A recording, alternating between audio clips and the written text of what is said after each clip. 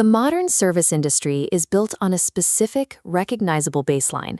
If you take a job pouring coffee or working a register, the unwritten contract is clear.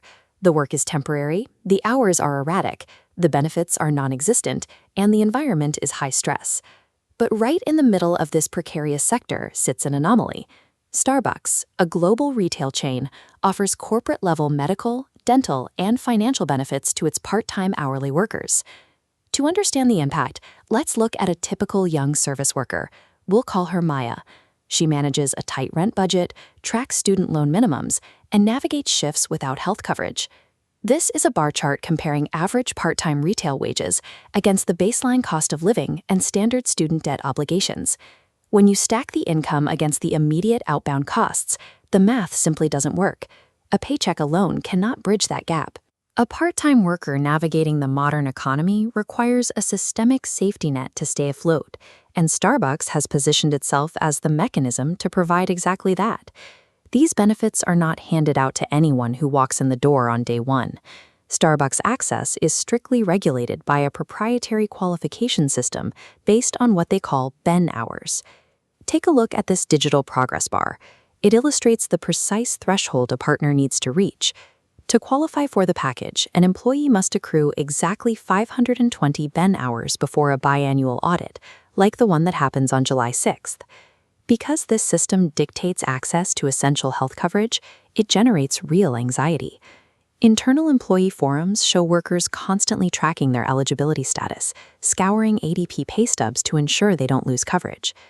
Once a worker successfully clears that 520-hour mark, they gain access to comprehensive medical, dental, and vision coverage. The health package includes the Lyra mental health benefit and subscriptions to Headspace, prioritizing psychological stability alongside physical wellness. Crossing that 520-hour threshold changes the nature of the job. It neutralizes the threat of a medical emergency and creates a stabilized environment.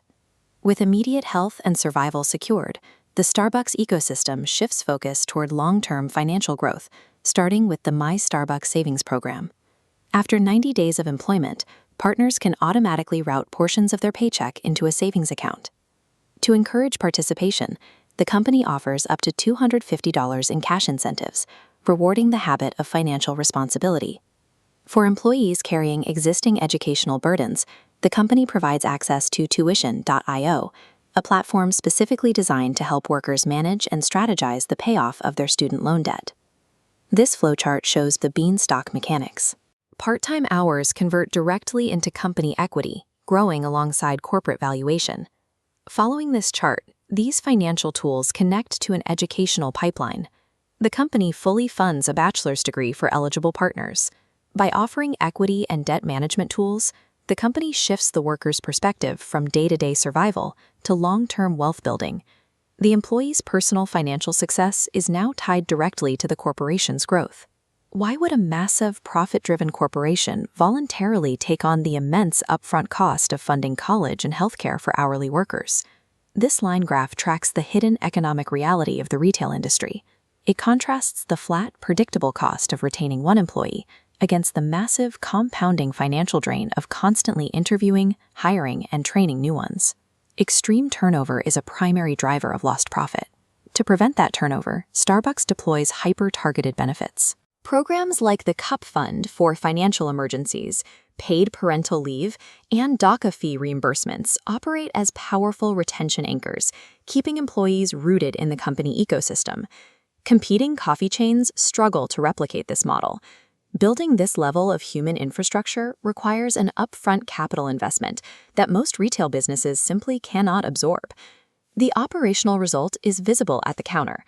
A financially secure worker is more likely to stay, resulting in staff better trained and capable of providing a premium, frictionless customer experience. The logic of this calculation is that the high upfront cost of college and healthcare is a strategic alternative to the endless recurring expense of backfilling a revolving door of staff. The savings in retention are meant to mitigate the massive investment in the benefits package. Ultimately, Starbucks is not operating a charity. They have recognized that treating temporary labor as a long-term investment creates a distinct and sustainable advantage in a high-turnover industry.